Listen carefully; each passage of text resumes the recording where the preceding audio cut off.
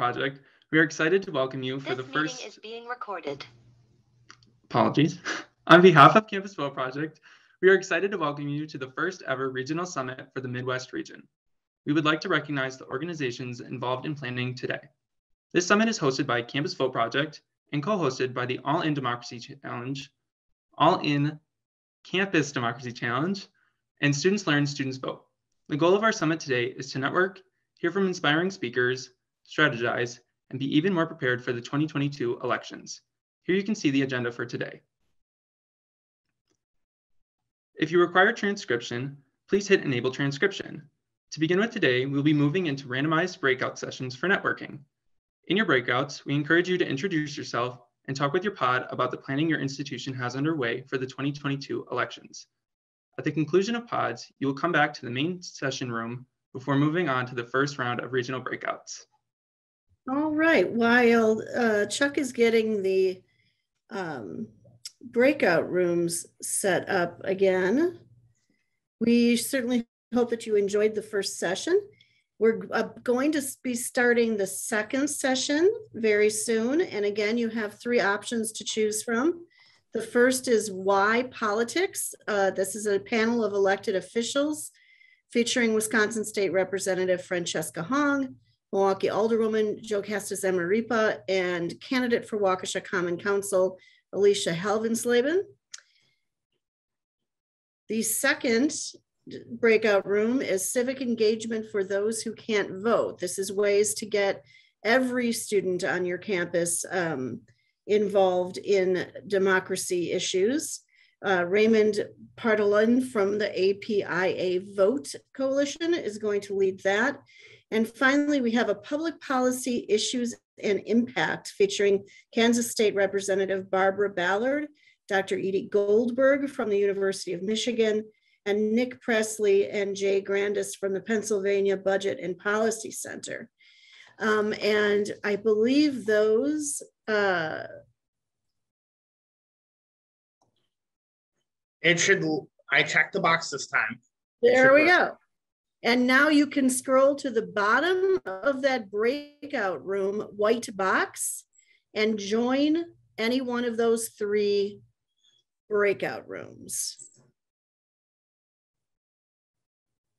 And of course, if you still need help to get to one of the sessions, we'll put you in one. Just feel free to put in chat and we'll make sure to get you assigned there. But now it looks like most everyone's able to select the rooms themselves. So. The first session will talk about why certain people got into politics. It would make us all so happy if some of the students who we work with would end up running for office. And then, of course, we want to talk about involving everyone on campus in voting in the civic engagement session, and about how students can impact issues in public policy. And we will see you on the other side.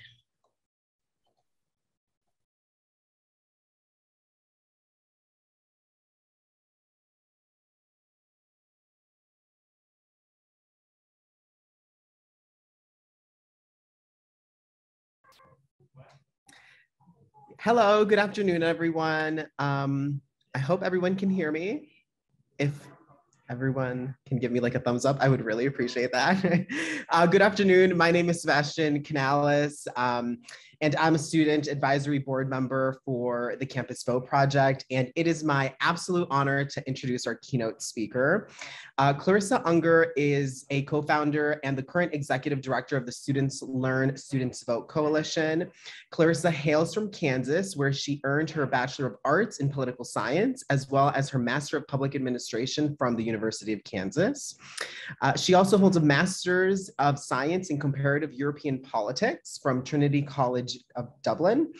And Clarissa is a champion of the student vote, and we are so honored to hear from her today. Please join us in welcoming Clarissa Unger to the virtual podium. Thank you so much, Sebastian. Well, it is truly an honor to be here with you all today for the first ever Midwest Student Voting Summit. As Sebastian mentioned, as a native of Kansas and a proud Jayhawk, this summit holds a very special place in my heart.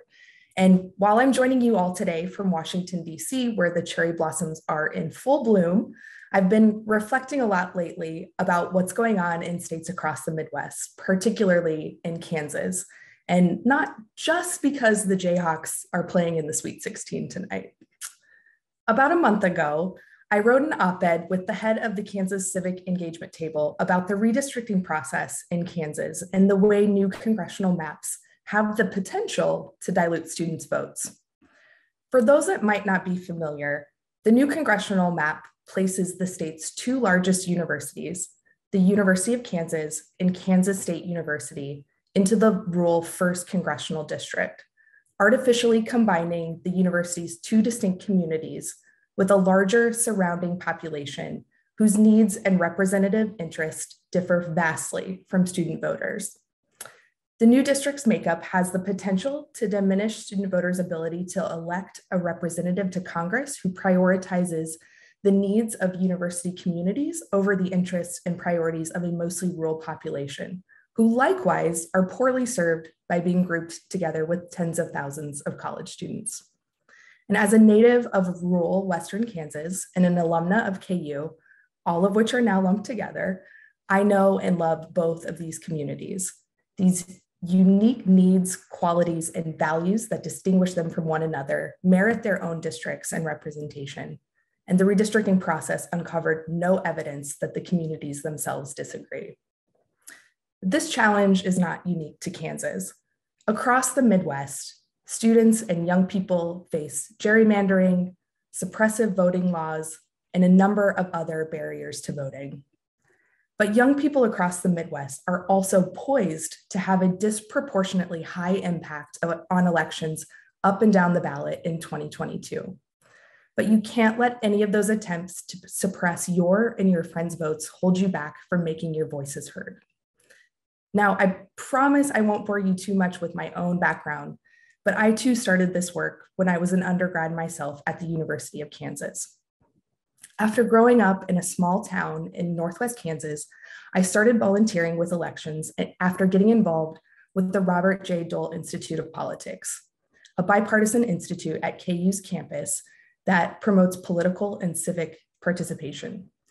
And while not every campus has a similar institute or center, these can be great hubs for nonpartisan student voter engagement work, not just for the campuses they're located at, but for students across the state.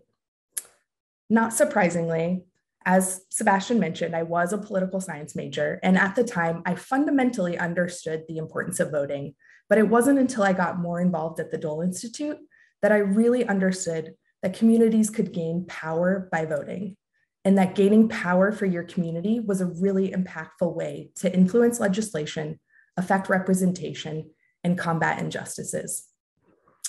At the time, I didn't really know where to start, but I knew that I had to do something. It was folks at the Dole Institute who guided me and ultimately helped me get connected with a presidential campaign. I began organizing my fellow students, registering them to vote, and encouraging them to actually exercise their right to vote. As my organizing continued, at one point I was offered a national position with a student organizing group, but I turned it down. I was just this girl from a small town in rural Kansas. What did I know about leading other organizers on a national level? I thought I was too inexperienced. I thought someone else surely knew better and would step up. And if I'm honest, I was probably a little scared I would do something wrong. I'm sure there are some of you here today who might feel the same way about getting started on your own campus or in your own state. Compelled to be here, compelled to make a difference on your campus, but a little nervous, a little unsure of what to expect or where to start, or even of what's possible. But let me tell you, you are most certainly in the right spot if you are looking to make a difference on your campus, across your state, and in our democracy.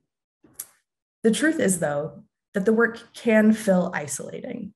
It can be difficult to navigate all the partners, the campus bureaucracy, the election laws, but don't worry. If each of you leaves here today remembering one thing, remember this. you are not alone. There are campus partners, community partners, and national partners that have shown up for you here today and will continue showing up for you in whatever way you need from the moment this summit ends. And you all have so many more resources available to you than I had when I was doing this work as an undergrad. And you're so much smarter for starting so early, for planning so strategically, and for networking and learning from folks at other institutions. I hope that each of you will take advantage of every opportunity that was presented to you today and of all the opportunities available to you throughout the year through the Students Learn, Students Vote Coalition, the Campus Vote Project, the All-In Challenge, and other partners. This work is too important for any of us to do this alone and without support. We all need each other, and we're all in this together. Thank you all so much for taking the time to be here today, to learn from each other, for giving me the opportunity to be here with you, and for everything you are doing and will continue doing to strengthen our democracy. Thank you, and Rock Chalk. Thank you so much, Clarissa, for your inspiring message. On behalf of the Campus Vote Project and all of the summit participants, we thank you for your time today. The work you do is so important. Before we move to the statewide breakouts, we want to thank each of you for coming today. In the coming days, we will send an email with the copies of the recording, slides, and a survey to help us plan for better conferences. We will now move into statewide breakouts. You may select your appropriate state at the breakout feature, and we will not return to the main room following your state session. Thank you. If you're in Michigan, you will see that there is not a room for you, and that is because we will be switching Zooms. So if you're looking for the Michigan breakout room, there won't be one. Check in chat, and I just posted a Zoom link.